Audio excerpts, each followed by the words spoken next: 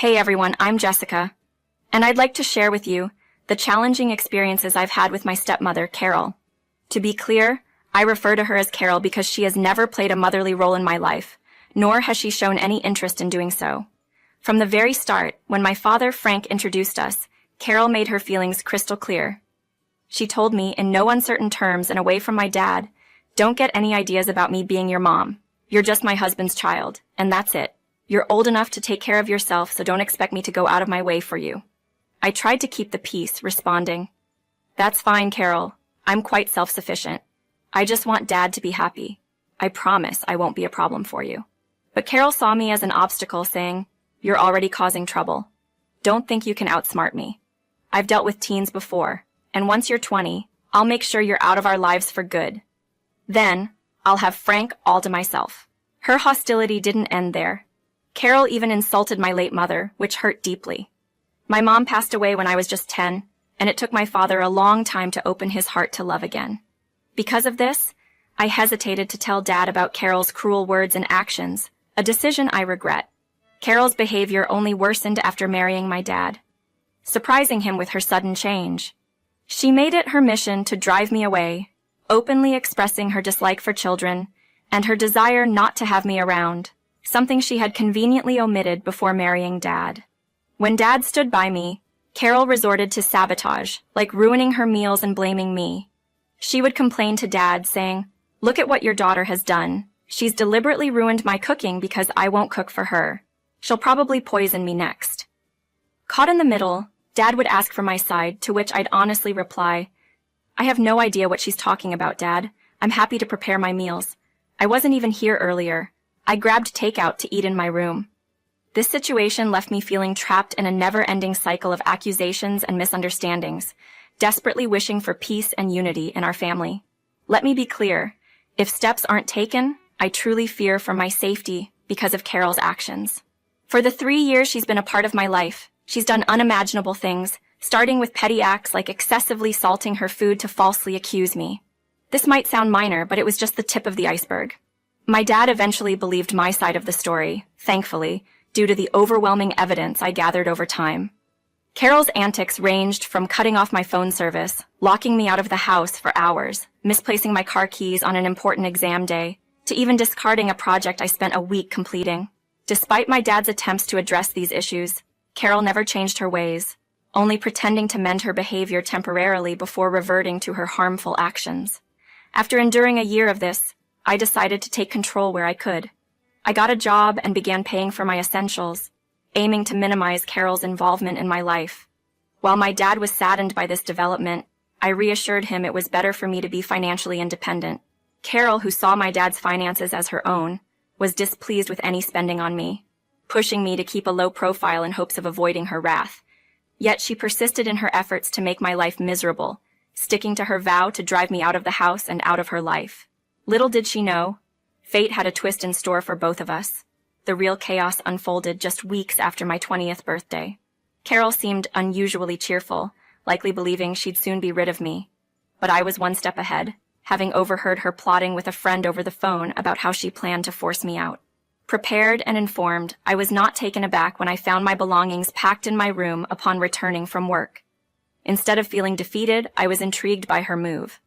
I confronted her with a calm, curious tone. "Hey, Carol, why are my things packed? Are we going on a trip?" Her attempt to unsettle me fell flat. I was not about to let her enjoy the satisfaction of seeing me distressed. My question, laced with a hint of sarcasm, was my way of signaling that her plan was no secret to me, and that I was not as vulnerable as she had hoped. Carol smugly reminded me of her vow to evict me the moment I turned 20. "Remember I told you I'd kick you out once you're an adult? Well, the time has come for you to leave. Out of the goodness of my heart, I've even packed your belongings to make your exit smoother," she declared, thinking she was doing me a favor.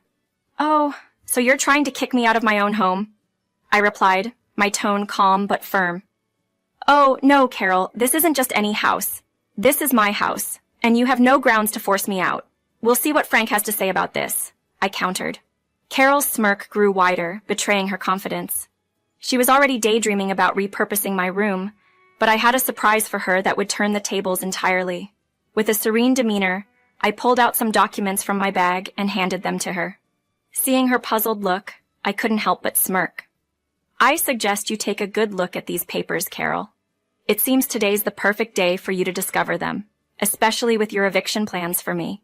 Initially confused, Carol's expression morphed into one of shock and disbelief as she read the documents.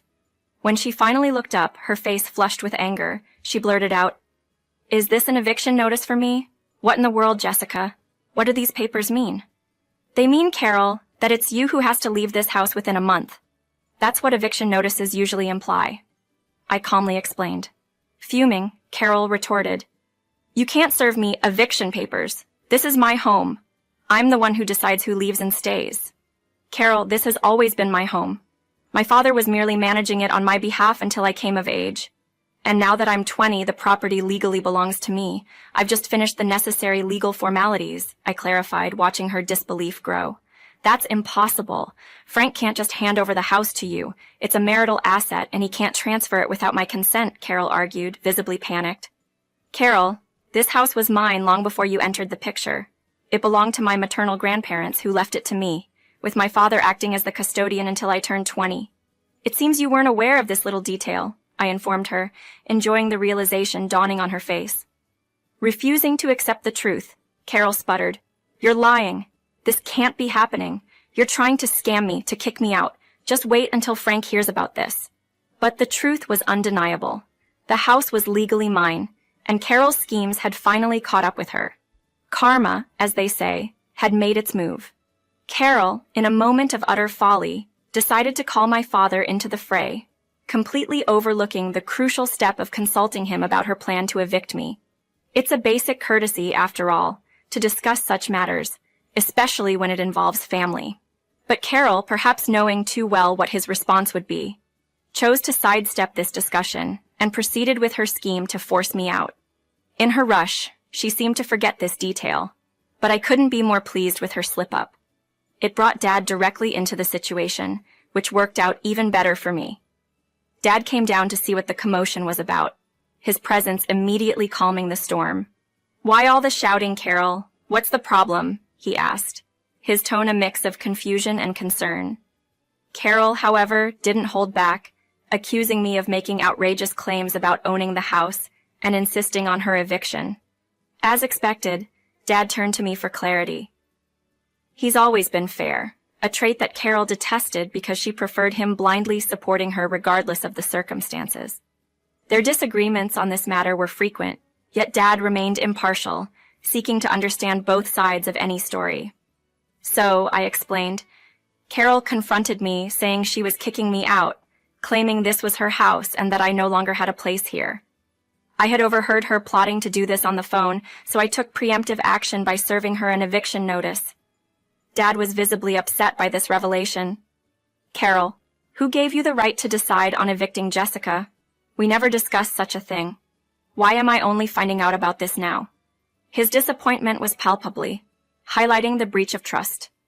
Carol, caught off guard by the eviction notice and now by Dad's interrogation, momentarily panicked before resorting to her usual defensive stance. She argued, "Jessica's an adult now, Frank. She's been living here without paying rent for a month since turning 20. It's common for parents to encourage their children to become independent at this age. We're just trying to teach her responsibility." Dad, however, wasn't swayed. "That decision is mine to make, Carol, not yours alone. You should have discussed it with me first." His statement underscored his role in our family and his commitment to fairness and mutual respect, qualities that Carol lacked. And my dad firmly corrected Carol, emphasizing that she had never played a parental role, nor contributed towards anything for me. "How could you assume you had the right to decide about Jessica's living situation? You've been unfair," he said.